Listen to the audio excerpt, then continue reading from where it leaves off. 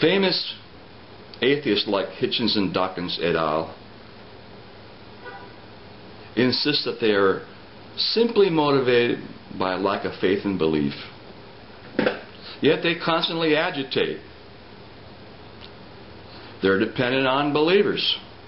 In a recent convention on atheism, I saw on YouTube, both Hitchens and Dawkins began their lectures by sharing some atheistic arguments with their audience.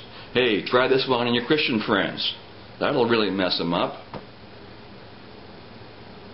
And they're usually men, standing behind a podium, hurling words, and writing and publishing Holy Writ. They demand objective evidence of everything in order to establish its validity. Yet they show uncritical fealty to the sacred cows of their culture. For instance, White House versions of the events of September 11th, 2001.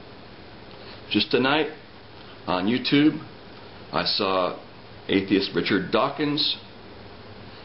I saw him say he believes in a historical Jesus.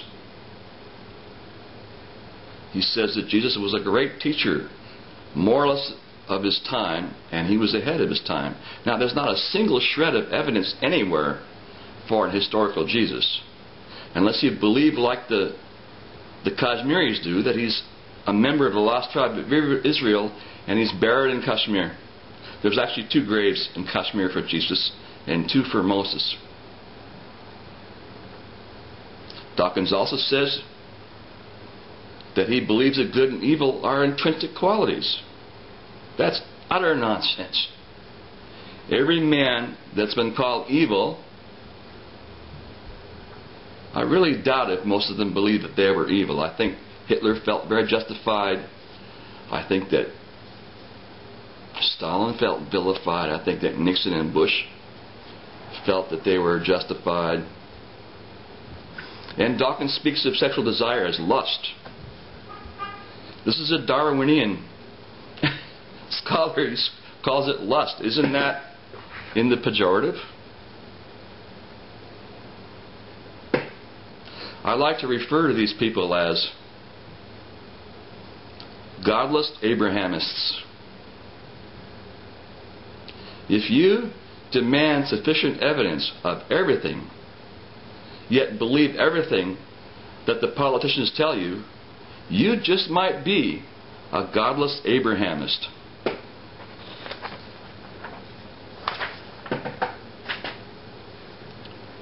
Further, famous atheists, except for Sam Harris,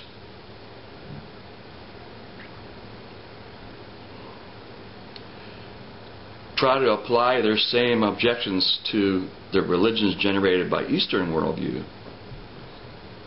falsely dubbing them religions. This is an ethnocentric projection of their culture on another culture. That's not valid.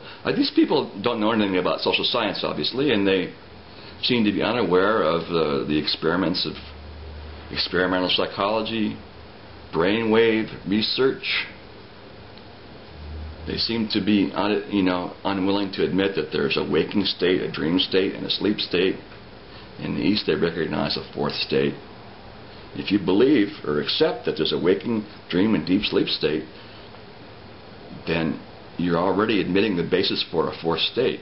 Whether you've experienced it or not is another matter.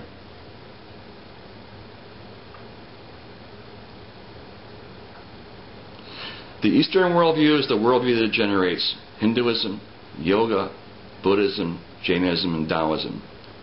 And yes, institutionally there's many insane beliefs in those religions. But the worldview that generates it is vastly different than the Abrahamic worldview. These are ethnocentric misconceptions.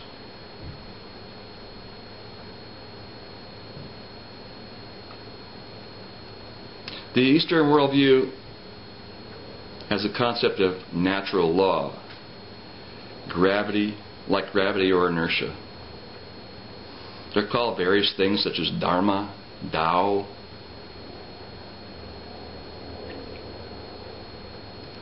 The Eastern worldview has a concept of an impersonal, non-anthropomorphic force or substrate of all things.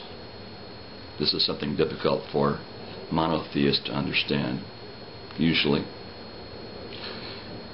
It views multiplicity as apparent, not real. We're talking about a monist system, a monistic system, not monotheism. There's a difference. Not a single patriarchal God, but one single reality.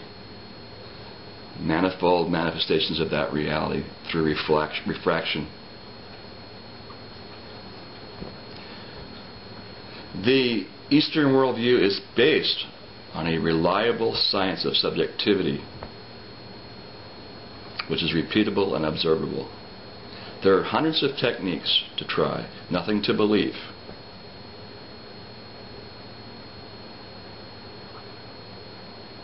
And I maintain that discussion of this worldview should be included in all discussions by atheists of the Abrahamic worldview and their religions that it generates, simply as a control group to Abrahamic worldview, instead of the institutional vagaries.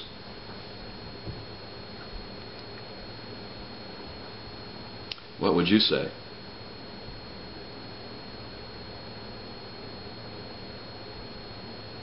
Enough for today.